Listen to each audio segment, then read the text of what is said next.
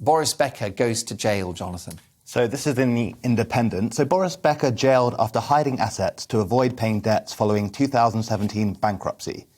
Now, the three-time Wimbledon champion, who's 54, was found guilty of 4 charges under the Insolvency Act, including removal of property, 2 counts of failing to disclose estate, and concealing debt. So he's really in it. And it kind of feels like they're really making a big example of him. Is this a proportionate punishment for this kind of crime, or is it because he's famous and well-known that they're really just trying to make an example in front of everyone? What do you reckon? I mean, the amounts involved are huge, though, aren't they? Yeah. I mean, there's a lot of money going on in here, and I suppose 2.5 mil. Well, but I suppose from his perspective, someone who's been that rich and that successful, it doesn't feel like much, and it feels a little bit like, he lost all this money, he crashed, he was humiliated, he wanted to keep as much of it as he could, and so he felt that the amount he kept, I suppose from his perspective, wasn't all that much at all. From anyone else's perspective, right. It's absolutely huge. But it's clearly a massive breach of morality and law and everything. I mean, it's really shocking. And he's got previous on this because he got in trouble with the German authorities when he was in his 20s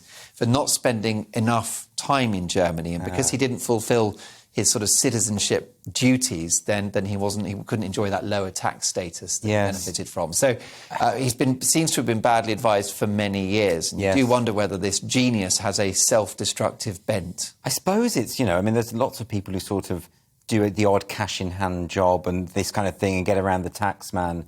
But when you're a millionaire or billionaire, when you do those things, the consequences are so much more extreme, aren't they? Because you're dealing with got to get the right accountant. Yeah, you do, exactly. That's what you spend the money on. But there are all sorts of ways that you can avoid taxes as a rich person anyway. Legally. Yeah. Yeah, but which is a good one? Tax avoidance. No, tax evasion. Tax evasion. Yeah. Neither is good. What's the one? Okay, neither is good. Pay your taxes. At GBNews, we support. But this is obviously criminal activity, and he must have known this was criminal. And this is the second time he's got in trouble for this. Does he come back from this, Jonathan?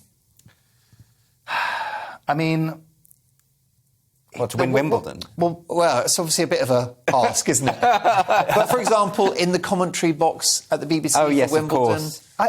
Does tennis welcome him back as a coach? He's known for being a tennis star. He's not known for being a sort of moral, upstanding member of society. He doesn't...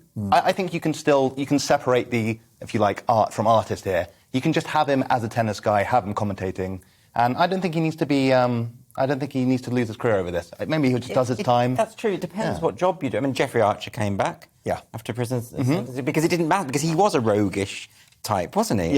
Sort of, and Boris Becker's of a similar ilk, isn't he? Is he he's not the bad boy of tennis, though. That's McEnroe. He's much... Oh, you see, McEnroe could completely own this. Yeah. It would actually help his credibility, I think, this kind of thing. And it also depends on the crime, doesn't it? I think stuff to do with money, people will forgive. White-collar crime is just less... It's not violent. Well, I think it's not violent, it's not sexually based. Yeah. And I think everyone kind of understands it, because then, if I could have an extra few £100,000, you would. You know what I mean? Yeah. I think I'm not at all justifying it. You could say it's not his fault.